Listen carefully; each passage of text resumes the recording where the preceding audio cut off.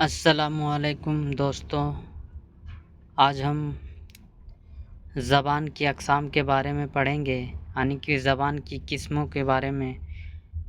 ہم نے تو زبان کے بارے میں پہلے پڑھ چکے ہیں، زبان کسے کہتے ہیں، تو چلیے شروع کرتے ہیں۔ زبان کے بارے میں ہم نے تو پہلے پڑھ چکے ہیں، زبان کسے کہتے ہیں۔ اب ہم پڑھیں گے زبان کی اقسام کے بارے میں، زبان کی قسموں کے بارے میں۔ تو انسان کی طرح جو ہے زبان کی بھی کئی قسمیں ہوتی ہیں۔ انسان جس طرح ہر جگہ الگ الگ انداز میں جاتا ہے، جیسے آفس ہو تو الگ انداز، مہمان ہو تو الگ انداز میں رہتا ہے، رہن سہن کی جو ان کی طریقہ جو ہے وہ ہر جگہ الگ الگ انداز میں ہوتا ہے۔ گھر میں انسان رہتا ہے تو الگ انداز میں رہتا ہے۔ تو جس طرح انسان ہر جگہ پر الگ الگ انداز میں ہوتا ہے، ٹھیک اسی طرح زبان بھی ہر جگہ الگ الگ اپنا کردار نبھاتا ہے۔ زبان کی کئی قسمیں ہوتی ہیں جسے انسان جو ہے اپنے خیال و اظہار کے لیے استعمال کرتا ہے۔ ہر جگہ ہر زبان ایک ہی زبان کا اپنانا یہ ناممکن ہے۔ ہر جگہ الگ الگ زبانیں ہوتی ہیں، الگ الگ انداز اور الگ الگ زبان میں بیان کرنا ضروری ہوتا ہے اپنے خیال و اظہار کو ایک دوسرے تک پہنچانے کے لیے۔ تو چلیے ہم آج جانیں گے زبان کی کتنے قسمیں ہیں۔ زبان، مادری زبان، رابطے کی زبان اور تحریری زبان، قومی زبان، اشارتی یا علامتی زبان، صوتی زبان اور سرکاری یا دفتری زبان یا علاقائی زبان کے بارے میں ابھی ہم پڑھیں گے۔ سب سے پہلے ہم مادری زبان کے بارے میں بات کریں گے۔ مادری زبان وہ زبان ہے جو بچہ جو ہے پیدائش کے بعد ماں باپ سے سیکھتا ہے، اور وہاں کے آس پاس کے ماحول سے جو کچھ سیکھتا ہے بچہ، اسے ہم مادری زبان کہتے ہیں۔ جو کہ جو ہے بچہ وہاں کی ماحول سے وہ واقف ہو جاتا ہے اور وہ اپنے ذہن و دل کو جو ہے اسی اثرات میں ڈھال لیتا ہے۔ مادری زبان جو ہے ماں کے خون میں، بچے کے خون میں بھی شامل ہوتی ہے۔ حقیقت یہ ہے کہ کچھ بچہ کھیلنا کودنا، ہنسنا بولنا، سوچنا، حتیٰ کہ یہاں خواب بھی مادری زبان میں ہی دیکھتا ہے۔ یہی وجہ ہے کہ اسے مادری زبان سے موسوم کیا گیا، یعنی کہ جانا گیا ہے۔ مادری زبان کی کسی قوم کے اظہار کا سب سے بہتر ذریعہ ہوتی ہے۔ اگر بچہ کچھ بھی اپنے زبان میں بول رہا ہے تو ان کی ماں ہی سمجھ سکتی ہے، کیونکہ اس ماحول میں رہ کر وہ بچہ جس طرح کی باتیں کر رہا ہے اس کی ماں اسی ماحول سے ہے، اس لیے اس کی ماں باپ ہی سمجھ سکتے ہیں۔ اور ان کی مادری زبان ایسی زبان جو ہے جو بچے کو بولنے اور سمجھنے میں آسان اور آرام محسوس ہوتا ہے، اور ان کے ماں باپ بھی ان بچوں کا جو ہے سمجھنا بھی آسان ہوتا ہے۔ اور یہ ہوتا ہے کہ مدرسے میں جب شروع تعلیم دی جاتی ہے اسکولوں میں، تو وہاں پر بھی جو استاد ہیں وہ مادری زبان میں ہی پڑھاتے ہیں۔ اس لیے کیونکہ اس بچہ کو جو ہے سمجھانے میں آسانی ہوتا ہے، بچہ بھی آسانی سے سمجھتا ہے اور ٹیچر کو بھی پڑھانے میں آسانی ہوتا ہے مادری زبان میں۔ اسی لیے وہ اسکول میں بھی چھوٹے جب ہوتے ہیں پہلے کلاس میں تو اسے مادری زبان میں ہی پڑھایا اور سکھایا جاتا ہے، تاکہ وہ بچہ بھی سمجھ سکے اور شکشک بھی اسے بآسانی سے سمجھا سکے۔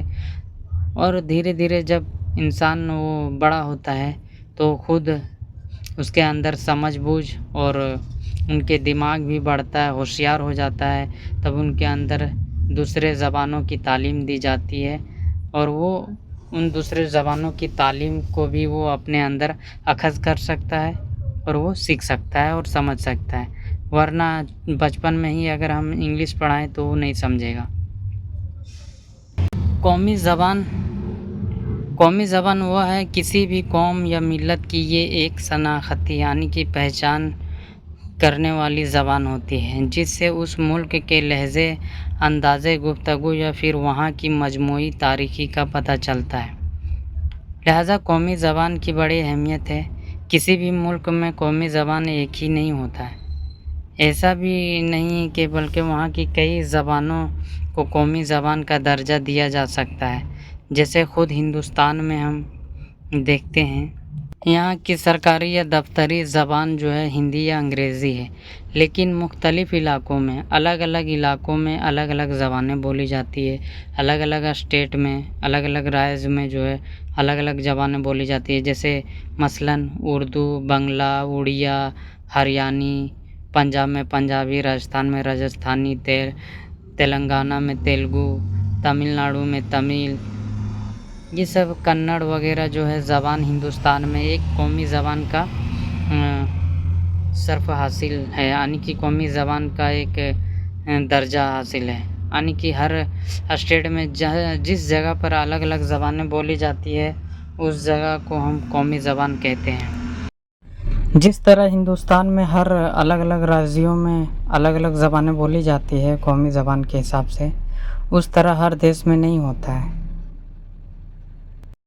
بلکہ وہاں یہ ہوتا ہے کہ اس دیش کا جو ہے ایک ہی زبان ہو اور پورا دیش بولتا ہے۔ جیسے بنگلہ دیش، چین، نیپال وغیرہ میں جو ہے ایران وغیرہ میں جو ہے ایک ہی زبان پورا ملک میں بولا جاتا ہے۔ اب ہم سرکاری زبان یا دفتری زبان کے بارے میں بات کریں گے۔ سرکاری یا دفتری ایک ہی ہوتا ہے، ایک ہی زبان ہے۔ کسی بھی ملک یا ریاست میں جو زبانیں سرکاری زبان کے طور پر ہوتی ہیں، یعنی کہ ہر پورا ملک اس زبان کو سمجھ سکے، ایسی زبانیں ہوتی ہیں، اسے ہم سرکاری یا دفتری زبان کہتے ہیں۔ جیسے جس زبان میں جس ملک میں ایک سرکاری زبان ہو، جیسے وہ وہاں کی تمام جو ہے کام کاج کے لیے وہ زبان استعمال کیا جاتا ہے۔ جیسے ہمارے ملک میں جو ہے سرکاری زبان کیا ہے؟ ہندی اور انگریزی۔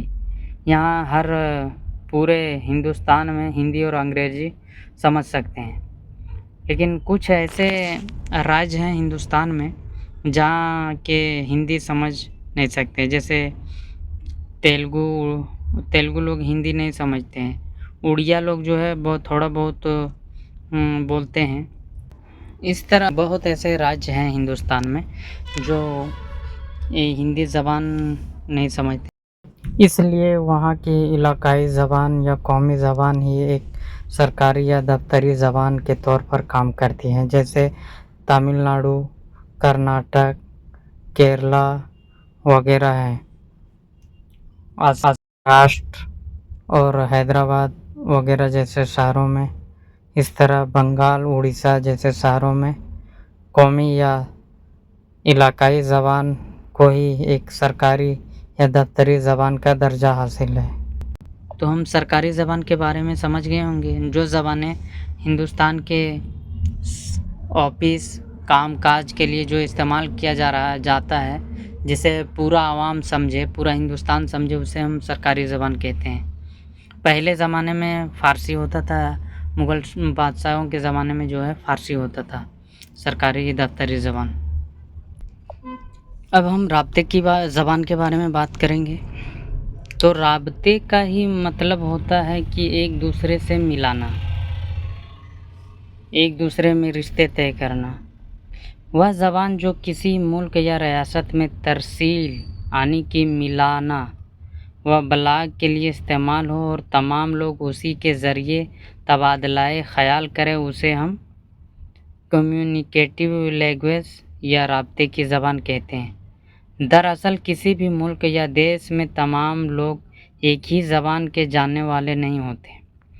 کسی بھی ملک یا ہم عرب جاتے ہیں تو عرب میں اگر ہندی ہم بول دیں تو وہاں ہندی سمجھیں گے نہیں، یا عرب لوگ عربی بول دیں ہندوستان میں آ کے تو یہاں ہندوستان میں عربی سمجھیں گے نہیں، اور انگریز آ کے انگلش بول دے تو بہت ایسے لوگ ہیں جو پڑھے لکھے ہیں وہ سمجھیں گے، باقی تو یہاں کوئی سمجھے گا نہیں، اور انگریز کے یہاں ہندوستان سے جا کر ہندی بولے تو سمجھے گا نہیں۔ تو ان لوگوں کی باتوں کو سمجھنے کے لیے جو ہے ایک رابطے کی زبان جیسے لیا گیا ہے، جسے ہم پورے ملک میں جو ہے اسے انگریزی کہتے ہیں۔ انگریزی ایک ایسا زبان ہے جو ہر ہر پورے دیش والے جانتے ہیں. جیسے عرب والے بھی انگریزی بولتے ہیں، انگلینڈ، امریکہ، افریقہ، تمام لوگ جو ہے تمام دیشوں میں انگریزی بولے جاتے ہیں، اور اس زبان کا جو ہے بہت دور دور تک پھیلا ہوا ہے. اسی رابطے کی زبان سے جو ہے غیر ملک سے آنے والا مہمان جو ہے ان سے ہم رابطے کی زبان میں ہی ان کو سمجھاتے ہیں اور ان کی باتوں کو ہم سمجھتے ہیں، اور اسی زبان سے ہم کامیابی حاصل کرتے ہیں. ایک دوسرے کی خیال و فکر کو جو ہے اظہار کرنے میں کامیابی حاصل ہوتی ہے. اور یہاں تک کہ میرے ہندوستان میں بھی کچھ ایسا راج ہے جیسے کہ تامل ناڈو جو ہے، تامل بولی جاتی ہے، وہاں کی زبانوں کو ہمیں سمجھ میں نہیں آتی تو ہم اسے رابطے کی زبان میں باتیں کرنے پڑتی ہیں. جیسے انگریزی، وہاں ہندی سمجھ میں نہیں آتی ان لوگوں کو. تامل ناڈو وغیرہ جو ہے یہ سب راج جو ہے ساؤتھ ایریا والا جو راج ہے اسے سمجھانے میں اور ان کی باتوں کو سمجھنے میں بہت دقتیں پیش آتی ہیں، اس لیے رابطے کی زبان ہی اسے وہاں پر کام میں آتا ہے. یہ رابطے کی زبان سمجھ گئے ہوں گے، کیونکہ رابطے کی زبان وہ ہے جو ہم ایک دوسرے کو سمجھانے کے لیے جو ایک زبان بولی جاتی ہے اسے ہم رابطے کی زبان کہتے ہیں. اب ہم اشارتی یا علامتی زبان کے بارے میں پڑھیں گے، جسے ہم اشارتی یعنی کہ اشاروں میں یا علامتی کسی بھی علامت کے ذریعے ہم اپنے باتوں کو، اپنے خیال و اظہار کو جو ہے کسی دوسرے کو ہم بتا سکیں، اپنے خیال و فکر کو اظہار کر سکیں، اپنی دل کی باتوں کو ان کو بتا ہم سکیں، اسے ہم اشارتی یا علامتی زبان کہتے ہیں. جیسے پہلے زمانے میں کاغذ و قلم اور پڑھائی لکھائی کا زمانہ نہیں تھا، ان زمانہ میں جو ہے ایک تو آمنے سامنے کی چیزوں کو اور آپس ایک دوسرے کو آمنے سامنے رہنے والے موجودہ انسان کو جو ہے اشارتی زبان میں جو ہے اسے بتایا جا سکتا تھا. لیکن اگر کچھ چیز ایسی ہو جسے ہم لکھ کر رکھنا چاہیں کسی دوسرے زمانے کے لیے یا آگے کے لیے، تو ہم اس زمانے میں بھی ایک اشارتی یا علامتی زبانیں ہوتی تھی جس کے علامت اس میں وہ کیا بولتے ہیں کسی پتھر یا کاغذ یا کوئی بھی چیز میں اس نقشے کے حساب سے بنایا جاتا تھا، تصویر کھینچی جاتی تھی اور وہ حساب سے اسے اشارہ کر کے بتایا جاتا تھا کہ یہ اسے یہ کہنا چاہ رہا ہے اور اس نے یہ کہا ہے. تو اس زمانے کی ایک اشارتی اور علامتی زبانیں ہوتی تھیں جو پڑھے لکھے لوگ اس وقت نہیں تھا جو ہمیں پرانی چیزوں میں دیکھنے کو ملتا ہے ابھی. اور آج بھی ہم کہہ سکتے ہیں تو جیسے ایک گونگا شخص ہوتا ہے تو اسے ہم سمجھانے کے لیے ہم جو ہے اشاروں کا ہی سہارا لیتے ہیں، جس کے ذریعے ہم اسے سمجھاتے ہیں، اور وہ بھی جو کچھ ہمیں بتانا چاہتا ہے وہ بھی ایک اشارے کے ذریعے ہی بتاتا ہے. تو اسے ہی ہم اشارتی یا علامتی زبان کہتے ہیں. جیسے غیر ملک سے کوئی انسان آتا تھا اس زمانے میں تو کسی بھی زبان کو ہر انسان تو جانتا نہیں تھا، تو اسے کوئی بھی اپنے خیال و فکر یا ذہن و دماغ میں جو چیزیں دوسرے کو بتانا چاہتے تھے وہ اشارتاً وہ اپنے اعضاء یا سر یا آنکھ یا ہاتھ کو ہلا کر جو ہے اس چیز کو بتاتے تھے اور بتاتے ہیں بھی. اسے ہم اشارتی یا علامتی زبان کہتے ہیں.